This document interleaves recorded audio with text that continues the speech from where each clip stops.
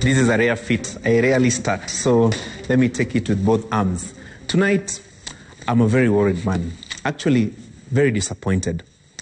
The heartbreaking cases of police brutality are on the rise. Between March and May this year, the Independent Policing Oversight Authority, IPOA, has documented 30 cases of civilian deaths caused by police bullets. 15 of these cases are directly linked to implementation of the nationwide curfew imposed by President Uhuru Kenyatta 3 months ago. Today in Lesos, Nandi County, residents are mourning 3 deaths, with 9 people left nursing serious injuries. 2 of these deceased persons were gunned down as they engaged police officers in fierce running battles, protesting the killing of a 40-year-old man whose crime, we are told, is failing to wear a face mask. Just a few weeks ago, a hawker was grossly manhandled by police officers in Nakuru town as they arrested him for failing to, you guessed it right, failing to wear his face mask. The officers even grabbed and dragged the young man by his genitals as they forced him to board a police vehicle. One would wonder what the relationship exists between the face mask and his genitals.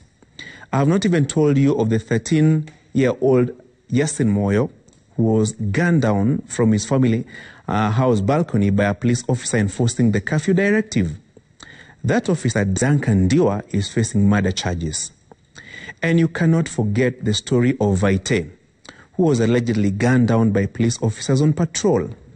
And I can go on and on and on, listing cases of deaths blamed on law enforcers.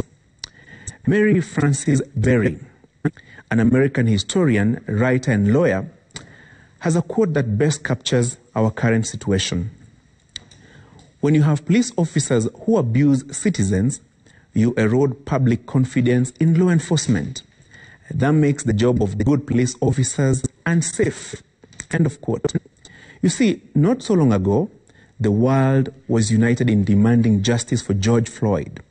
A 46-year-old black man was killed in Minneapolis by a white police officer who knelt on his neck as Floyd pleaded, "I can't breathe." Now, many Kenyans cannot breathe.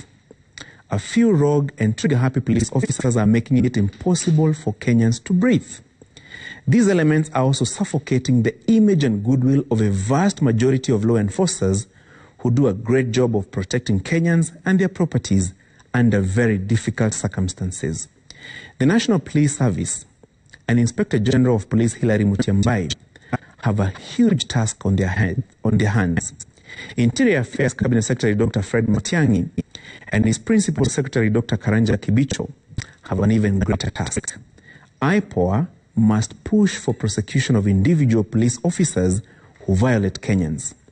Crime is personal, not collective. And like Alfred Sharpton, an American civil rights activist, said, "I am not anti-police.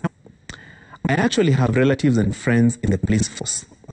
Yes, we must all be law-abiding citizens, but I am simply anti-police brutality. And I believe many Kenyans are. That's my punchline.